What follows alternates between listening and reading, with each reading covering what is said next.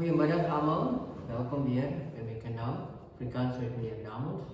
Welcome to my channel Afrikaans with Mr. Damons.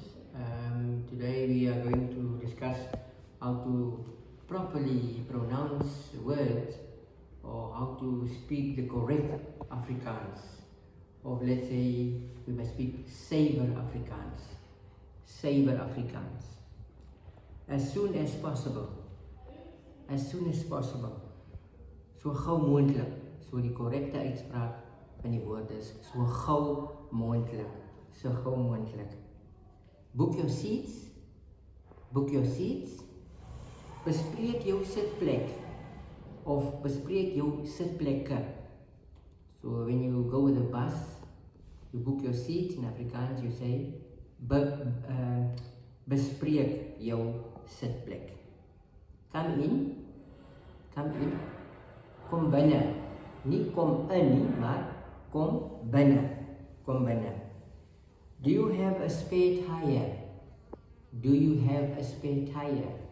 Het u 'n noodwiel? Het u 'n noodwiel? Draw a line. Trek 'n streep. Trek 'n streep. Father reads the newspaper. Father reads the newspaper. My pa lees die koerant of pa lees koerant.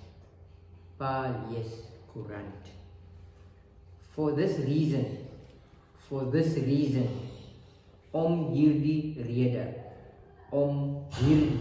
rede.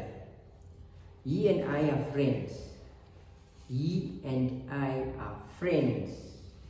Ek en hy is vriende. Ek en hy is vriende. He caught a bus. Hy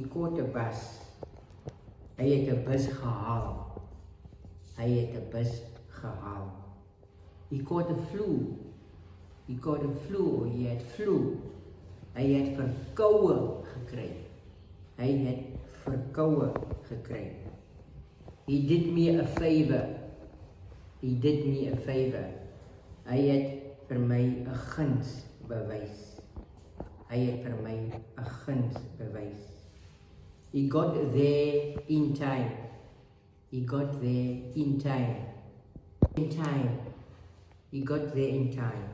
Hy was betyds daar. He grew up here.